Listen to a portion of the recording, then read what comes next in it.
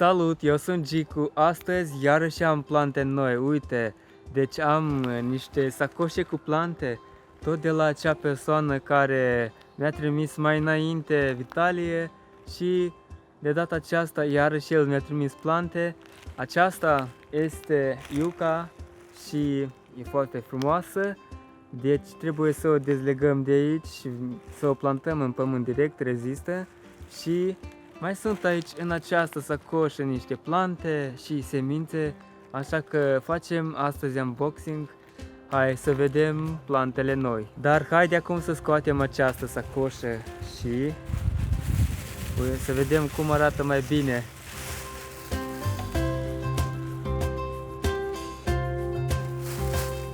Așa.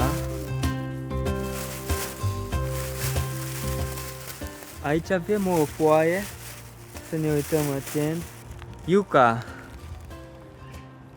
filamenza. Ok, eu voi citi mai bine și poți să o mai tai din rădăcini și să o plantezi aparte.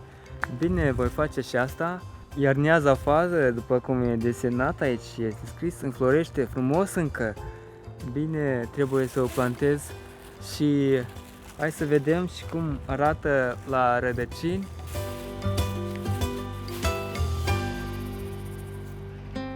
Iată așa arată la rădăcini, super, uite.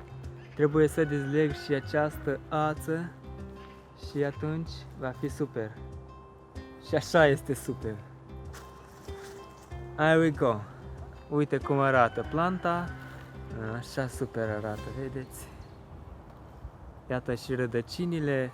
Hai să vedem ce se află în cealaltă sacoșă. Deci hai să vedem ce se află aici și hai întâi să scoatem sacoșa aceasta galbenă, că văd că este o plantă aici. Așa. Iată așa arată planta. Are și o foiță cu numele și descrierea. Deci noi citim. Așa, unde? Ceapă indiană. Este otrăvitoare, atenție, dar foarte de leac. Iubește să o pui direct în sol, apoi toamna o dai în casă. Partea de sus nu îngropi în pământ. Dacă lucrezi fără mănuși, îți speli mâinile după ce pui mâna pe ea. Înflorește frumos. Iată, este desenat frumos aici cum plantăm. Dar hai să vedem plantele, cum arată. Bineînțeles că îmi voi spăla mâinile după asta.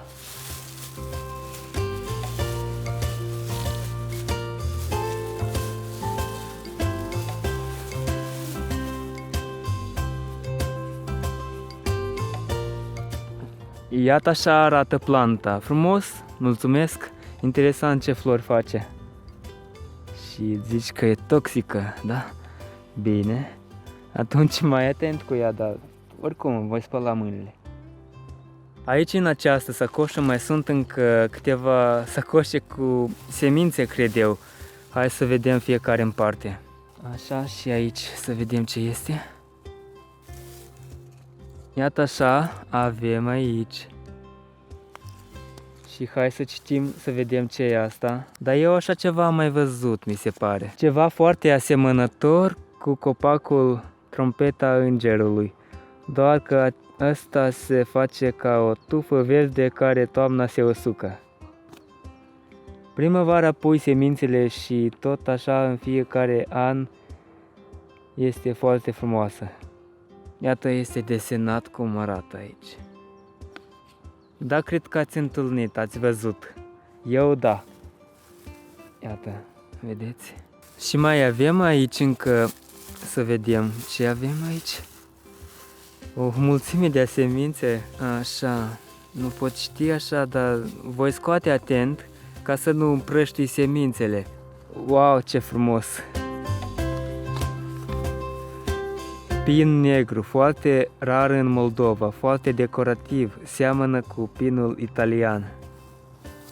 Super! Vis-a-vis de ambasada Americii, în Chișinău crește unul. Foarte fain, mă voi duce să vizitez. Ce mai avem? Încă ceva? Nu înțeleg ce se află aici. Dar aici avem, să vedem ce este. Da, interesant. Frumos arată.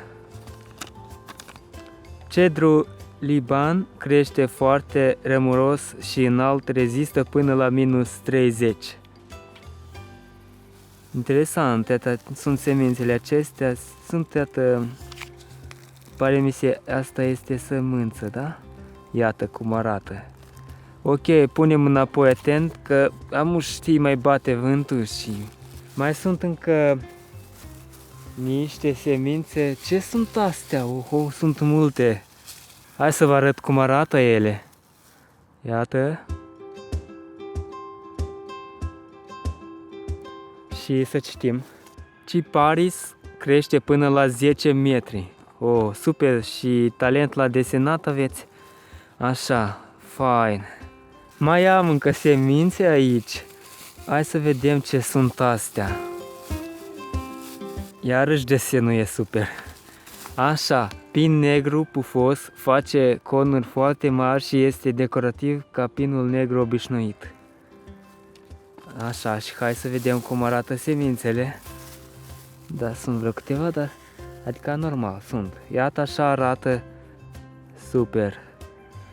Ok, punem înapoi. Din conuri, ultimul pachet cu semințe. Deschidem. Și să vedem ce este.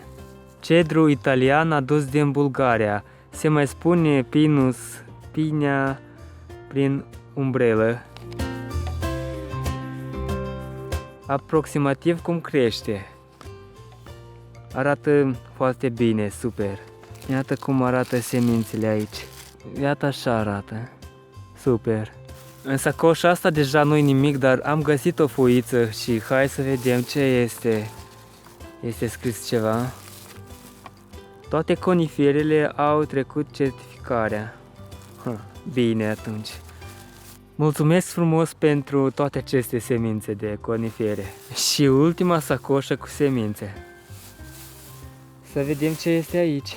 Mămărdică, se mai spune pepene, castravete chinezesc. Facem păhăruțe răsad, apoi îl plantezi în pământ. Comestibil și de leac pentru diabetici. Deci așa arată și uite cum arată semințele. Iată așa. Semințe de acestea eu am încă. Altcineva mi-a trimis tot vreo 5 sau mai multe semințe de mămărdică și nu le-am plantat pe acelea, dar voi vedea, trebuie de plantat că până nu e târziu. Mai departe aici avem așa ceva și am înțeles ce este un fel de hibiscus, dar hai să citim. Flori care cresc ca tufa multianuală și sunt prin oraș. Sunt și la mine în grădină, dar oricum mulțumesc. Eu am în grădină flori de acestea albe și violet sau roz, așa ceva. Și aici ultimele semințe, hai să vedem foaia. Bujor chinezesc, tufă lemnificată. Așa, bujor. Să ne uităm cum arată semințele. E cam, stai, dacă găsesc o sămânță, două. Iată, să vedeți. Iată cum este acolo. Dar vecina mea are semințe de bujor, adică în drum crește, face toamna semințe și... Dar acum tufa aceea a crescut, adică sunt crenguțe noi, eu pot să tai o crenguță ca să o mulțesc, o pun în apă cu salt și ceva și poate face rădăcini, dar bine, vom vedea și cu acestea voi planta și așa, mai multe feluri. Acestea sunt toate semințele și plantele care vi le-am arătat. Asta e, mulțumesc Vitalie foarte mult!